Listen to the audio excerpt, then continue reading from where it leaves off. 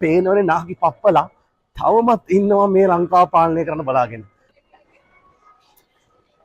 හරන අවුරුද්ද ඉවරන වෙලාව අලුත් අවුරුද්ද ලබන වෙලාවේ මම මේ ආවේ ඔයගොල්ලෝ පුංචි පණිවිඩයක් කියලා. ඒ මොකක්ද දන්නවද? ස්කෝලේ යනකොට when you were schooling, teachers always advise us not to give up. That means never give up. කවදාකවත් අපි කියන තමයි never give up. අතහරින්න එපා කියන එක. Personally, I don't like that phrase. මම ඒ phrase එක කැමති නැහැ. ඇයි? මේ අපි හැමදාමත් මේ කියනවා never give up කියලා. ඒක වැරදි පාඩමක්. මම කියන්නද මේ කියවුණු පාඩම හරියටම ෆලෝ කරන කට්ටිය කවුද කියලා? හරියටම ෆලෝ කරන්නේ අපේ ලංකාවේ politiciansලා. ඒ මොකද ලංකාවේ politiciansලා හැමදාම ඒගොල්ලෝ දන්නවා never give up කියන එක හොඳටම. අවුරුදු 70යි 80යි 90යි පේනවනේ නාකි පප්පලා තවමත් ඉන්නවා මේ ලංකාව පාලනය කරන්න බලාගෙන.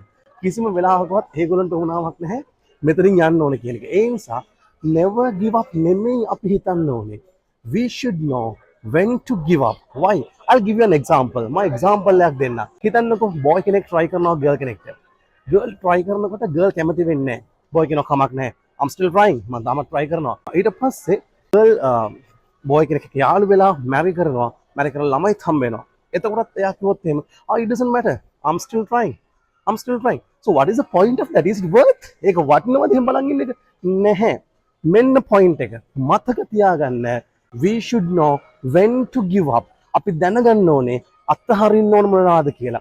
සමහර වෙලාවට අත්හරින්න නැතුව holding on to something, it's good. අර ජයග්‍රහණයක් කරන්න පුළුවන් නම්. But if you can't win, what's the point of holding up?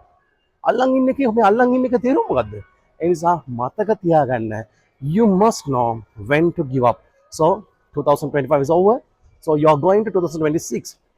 Keep this advice in mind. Keep trying. උත්සාහ කරන්න. හැබැයි උත්සාහ කරලත් ඔළුවේ තියාගන්න ඕනේ තමයි sometimes you have to give up. So do not follow never give up. Just follow. You should know when to give up. That's the point, right? So you keep practicing. Bye.